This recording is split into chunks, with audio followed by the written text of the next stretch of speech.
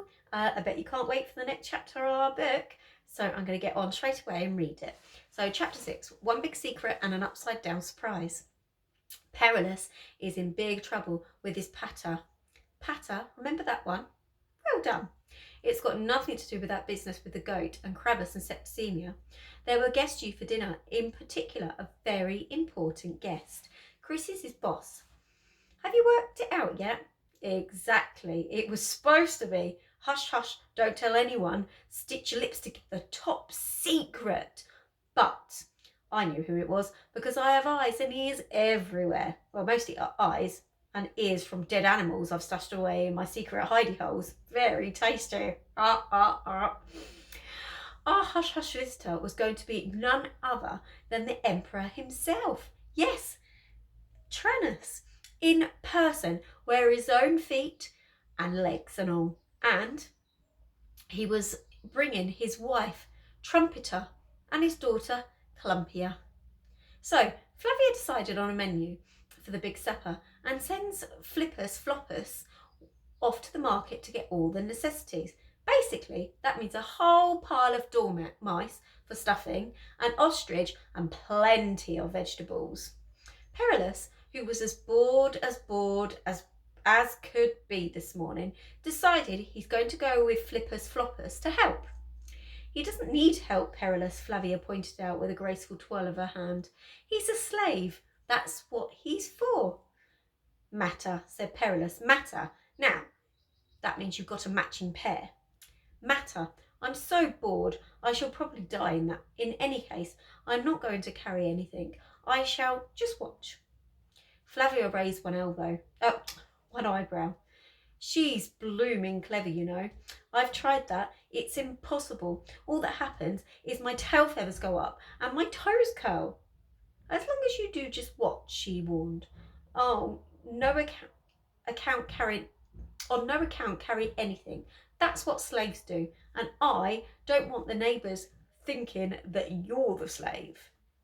So off went Perilous and Flippus Floppus, and I went with them. What's it like being a slave? Perilous asked Flippus. Hard work. Do you have to be strong? I bet I'm as strong as you. Ha ha, that wouldn't be difficult. Flippus Floppus is as thin as a broom and looks like one too.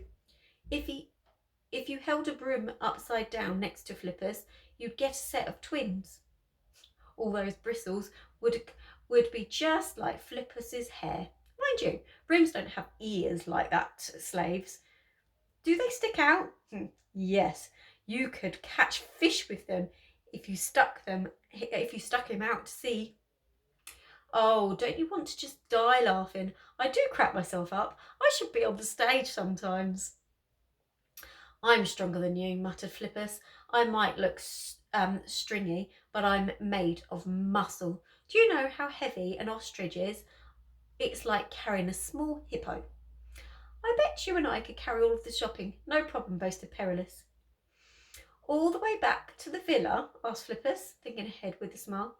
Of course. I thought that maybe I should say something, so I did. Ahem. That was me clearing my throat and trying to get their attention, as by this time they were comparing their rather puny arm muscles. Ahem. This is not a good idea, Perilous. You heard what your mother advised. You should not appear in public conveying comestibles for consumption. Perilous and Flippus Floppus both stopped, stared at me, and then back at each other. Do you know what he's talking about? Because I don't, asked Flippus. Perilous shook his head. Croakbag is like that sometimes. He's a blabberbeak and loves the sound of his own voice. Me? A blabberbeak? My use of language is beyond compare. However, I decided not to lose my tail feather and I carried on. I am simply warning you not to be seen carrying anything. You know what your mother said. No slaving. You're the son of a very important man, not a common slave. Who's going to see Croakbag? Stop worrying. Now, why don't you flap off and find yourself a dead dog to eat? And Perilous waved a dismissive hand at me. Oh dear, the innocent ignorance of the young. They just can't see trouble coming. I did flap off, as Perillus so kindly suggested it, but I didn't go far. I wanted to know how this little contest would finish. Besides, I felt it was my duty to keep an eye on the lad. They got to the market and Flippers Floppers headed straight for the butcher's. Your biggest, fattest ostrich, he said, giving the butcher a sly wink. Special occasion, is it? The man asked, and Flippers nodded. Big dinner party, important people. Nothing but the best. You know how it is in Rome. It's all showing off, really, isn't it?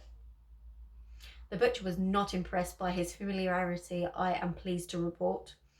You better mind your manners, he suggested, and his eye swiveled towards Perillus. Oh, this one's okay. He's going to carry it all. Says he's stronger than I am. That'll be the day. The butcher's fetching the most enormous ostrich fetched the most enormous ostrich I had ever seen. Made me feel very pleased. They can't fly. I'd hate to meet one of those coming towards me in midair. It'd be like meeting a flappy elephant. Crack! Together, the butcher and Flippus loaded Perillus with the bird.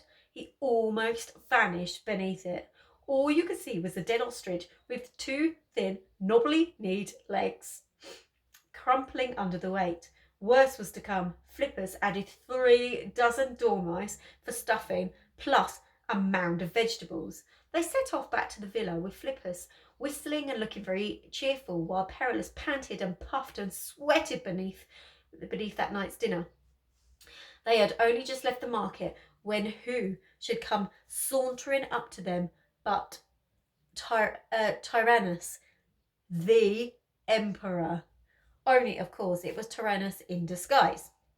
The emperor was well known for dressing up as an ordinary citizen and wandering about Rome. He liked to eavesdrop on what people were saying about him. Ah, he cried on spotting Flippers Floppers. That's a splendid ostrich your slave is carrying. Yes, indeed, nodded Flippers, dipping his head politely. He had no idea he was talking to the emperor from Rome. Poor creature. I think Flippers would have fainted on the spot if he'd known who he was. What do you mean? How did I know it was Tyrannus if he was in disguise? Because I have eyes, very beady eyes. You doubting duddle-dunces.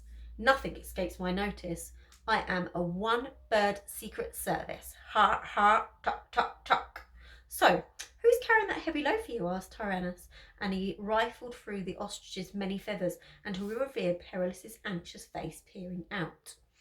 Oh, it's a young lad. Well done, slave. I guess you're learning your work from your master here.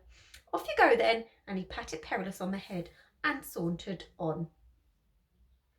Well now, perhaps you think that was lucky escape. Of course it wasn't, because that very same evening, the hush hush don't tell anyone stitch your lips together top secret special guest arrived at the villa, and Chrysias was at the door, wearing a worried smile as he introduced the whole family to the emperor, trumpeter, and Clumpia.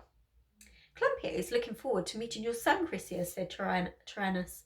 They are much the same age, I believe. Who knows? They might even marry one day. Ha ha ha, echoed Chrysias nervously. There's definitely something bothering that man. I've never seen him look so jittery. Here's my son now, Perillus. Come and meet the emperor. Tyrannus immediately recognised Perillus, and Perillus immediately recognised the man from the market. Oh dear, oh dear, oh dear, oh dear. One can never say too many times, so I'll say it again. Oh dear. The emperor stared. He opened his mouth and shut it again. Then he opened it and shut it again. He did about 5 times. If you peered into one of his ears, you would probably even have seen the machinery in his brain, what there was of it, creaking round and round. Finally, he did find some words. Aren't you, yes, you. You are. As I said, the emperor found some words. Obviously, he didn't find very many of them. However, it was enough for Flavia to sweetly inquire if there was a problem. But surely this is one of your slaves, declared a puzzled Tyrannus. I met this lad in the market this morning, carrying an ostrich, 3 dozen dormice, and a pile of vegetables. He's a slave, surely, a common slave. Tyrannus grinned manically, thinking the whole thing was an uproarious joke. If only. All eyes were on Perillus. My heart went out to him. Not literally, of course, otherwise I'd be dead. It's an expression. Chrysius' voice took on a flat and deathly tone, as if he'd just been sat on by an elephant. Is that true, Perillus? I was helping, Perillus said in a very quiet voice, but Trumpeter and Clumpier burst into peals and squeals of laughter. The silly boy was helping a slave, chortled Trumpeter, while Clumpier clung to her mother's dress as if she was about to die from laughing. Oh, Matter, what a pinky poo he is! I would never ever marry anyone who's dippy diddly as that. Go away, slave, Clumpier waved the chubby fingers of one chubby hand at poor Perillus, who had turned as red as a beetroot with sunburn. Chrysius growled, Perillus, go to your room. I do not wish to see you until tomorrow morning, when you appear in my study. First thing, do you understand? Yes, Pater, whispered Perillus, and he crept upstairs like a one-man funeral procession. Was that a disaster? Yes, it was, but it was going to get worse. Oh, yes, because, as I have mentioned before, young Perillus is an impulsive daredevil with reckless adventures coursing through his veins. He has the bravery of the greatest gladiators. Go on, give him a biscuit. He's going to need it. Crack! Okay, that's the end of that chapter. Oh dear. Oh, how life is different now to when it was in Roman days, because I'm sure I would help a slave to carry things as well if I was to see one struggling. Well, let's see what happens in our next chapter. Right, well, I will look forward to reading that to you. All take care. Speak to you soon. Bye.